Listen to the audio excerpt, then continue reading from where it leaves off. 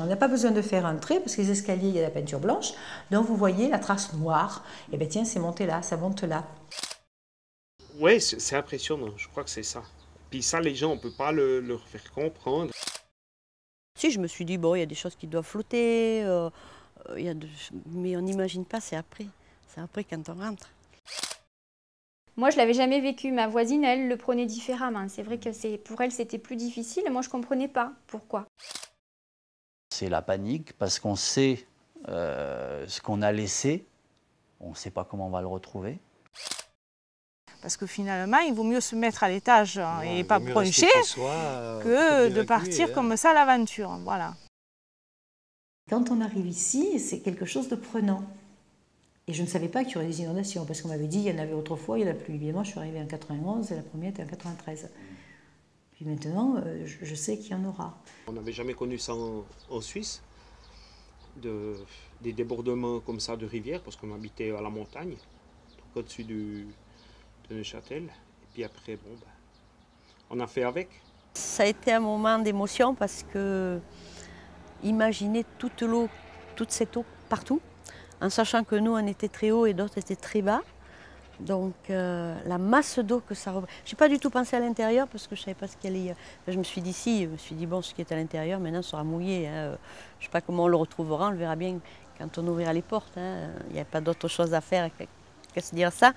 Mais c'était impressionnant, ça a été impressionnant quand même de voir le niveau d'eau. Je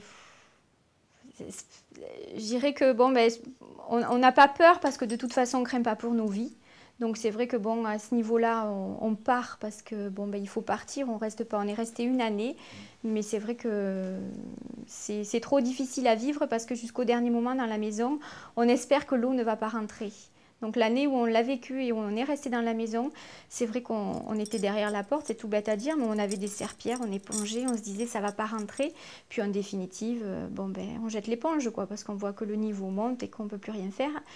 Et puis moi je mets le réveil à sonner toutes les demi-heures pour voir où ça en est dans la maison. Et à un moment donné, je me suis aperçue que je me suis assise dans l'escalier et j'ai regardé, en plein milieu de la nuit, je regardais l'eau qui montait, l'eau noire qui monte. Alors pas de lumière, il n'y a pas besoin de lumière. Non, parce qu'il y avait la lumière, il y a une fenêtre dans l'escalier, mais j'ai une torche. Mais là, c'était la lumière glauque de la nuit, parce qu'il ne pleuvait plus. Et vous avez simplement cette odeur, ce contact. L'eau est dans la maison, c'est-à-dire que vous êtes envahi par l'eau, vous n'êtes plus maître chez vous, puisqu'il y a un envahisseur, et l'envahisseur, il continue à monter. Bon, on a passé une nuit blanche, moi, tous les quarts d'heure, je regardais par la fenêtre le niveau de l'eau. Ouais. On ne savait pas où ça allait s'arrêter. Hein. Tous les quarts d'heure, l'eau prenait à peu près 20-30 cm tous les quarts d'heure à peu près. Hein. Puis c'est surtout... On ne savait pas, hein, si même à l'étage on serait préservé. Hein. Parce que bon, lors des crues de 1856, il y avait 3 ou 4 mètres d'eau ici. Oui, dans toute la plaine. Bon, puis c'est toutes sortes de bruits, les meubles qui tombent, des bris de vaisselle cassés. C'est assez impressionnant quand même. Hein.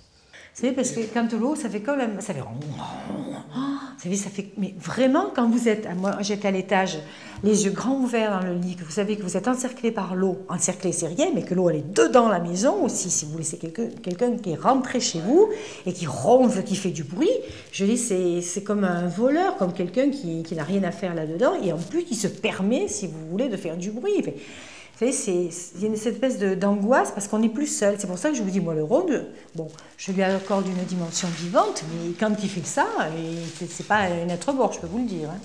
Il y a encore des bruits, justement, comme ma femme disait, justement, la nuit, on n'entend pas de voiture, rien du tout, c'est calme, puis on entend cette eau qui gronde. On ne sait pas si c'est justement le torrent à une place, je ne sais pas, il y avait des courants.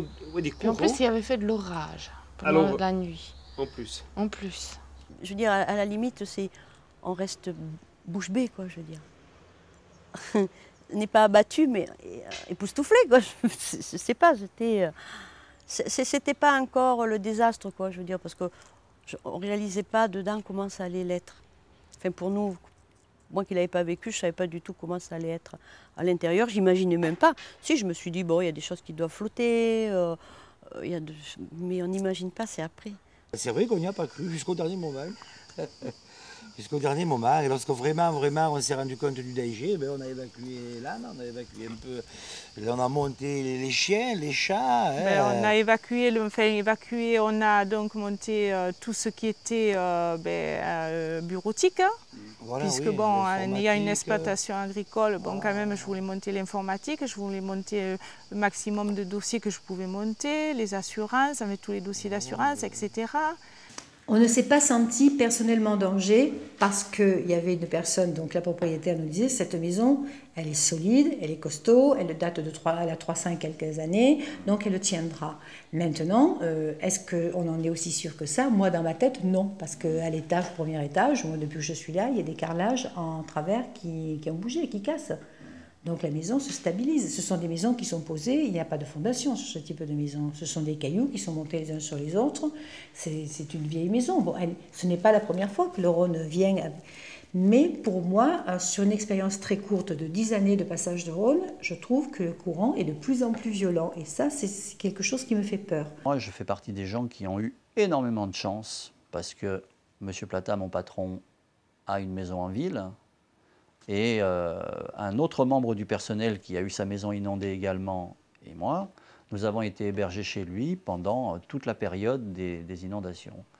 Donc c'est vrai que bon, c'est quelque chose d'extrêmement dramatique, mais que moi personnellement, j'ai quand même vécu de façon relativement bien, entre guillemets, comme on dit, parce que bon, j'ai eu cette solution-là, mais autrement... habité en rez-de-chaussée, j'ai été considéré comme catégorie 1, je crois, par la municipalité. Bon, j'ai tout perdu, hein. Tout perdu.